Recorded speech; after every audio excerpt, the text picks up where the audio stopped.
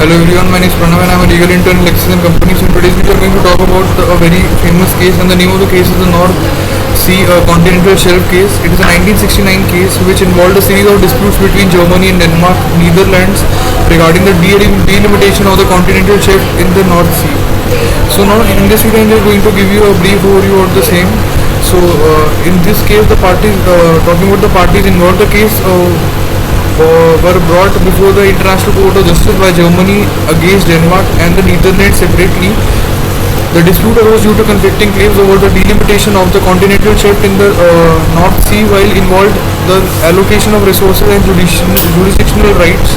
So now talking about the jurisdiction of the ICJ, the ICJ had jurisdiction to settle the dispute as it was based on interpretation and application of international law, particularly the principle of equitable delimitation.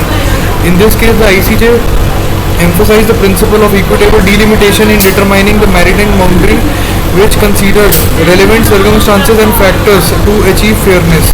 So now talking about the relevant factors, the court considered various factors such as geographical, geological and geomorphological aspects, as well as the presence of islands, in determining the delimitation of the continental shelf.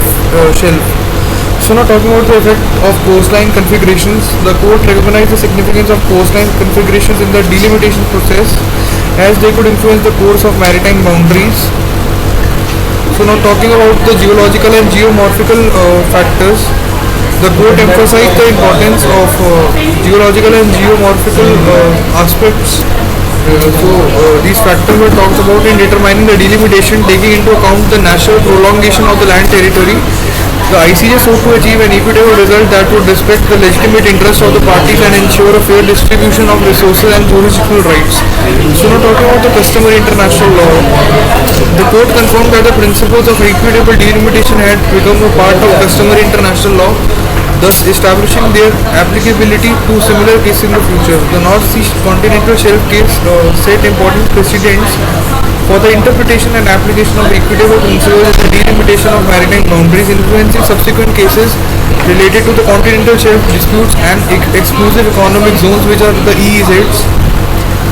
So now I'm just going to wind up this video, and if you guys have any doubt pertaining to this case, so you can just ping me in the comment box and I will get back to you as soon as possible. So thank you so much guys, and have a nice day.